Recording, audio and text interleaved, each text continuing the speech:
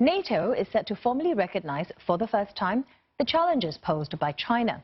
The alliance's Secretary General says the change is not meant to create an adversary, but to better understand and respond to China's growing power.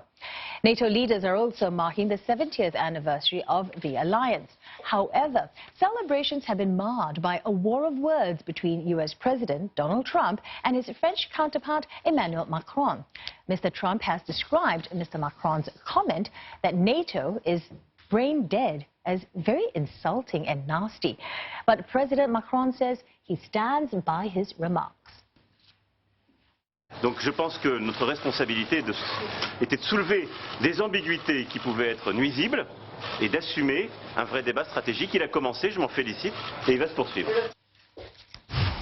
And for the latest, we're joined by Natalie Powell in London. Natalie, why the focus so much on China?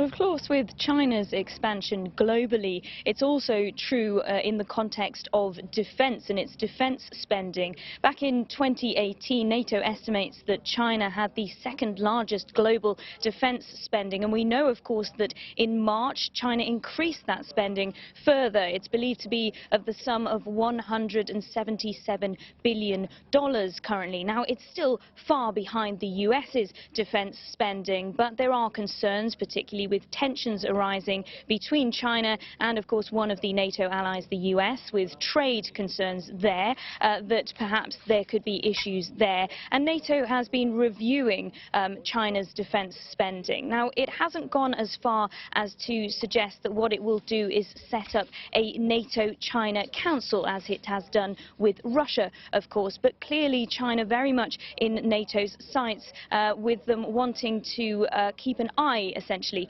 on China's defence spending. What else are we expecting to be in this final communique? Well, we are expecting possibly that budget commitments are going to be expressed in this final communique. We know that this has been something that Donald Trump has been pushing for since he was elected, actually, and we have seen defence spending among the NATO countries increase since his time in office. He has previously threatened to actually leave the alliance if that didn't happen. So potential budget commitments are likely to be announced in this communique. We also know that the issues surrounding the Baltics and Poland could potentially be addressed. That has been a bone of contention, of course, with Turkey, so it'll be interesting to see what results have come out of that. And then in addition to that, we're also expecting NATO to make some announcements when it comes to cyber security and, of course, its involvement in space infrastructure as well. Natalie, the Kremlin has responded to NATO's plans to increase defence spending. Can you tell us more about that?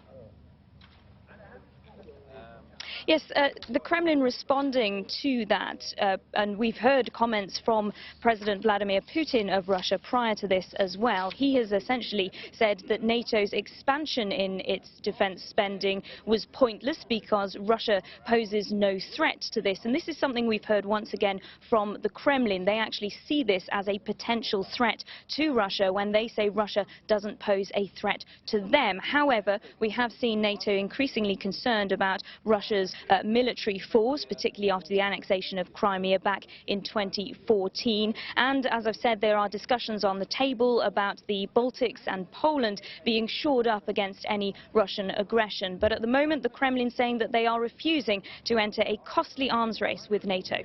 All right, many thanks for that. Natalie Powell speaking to us from London.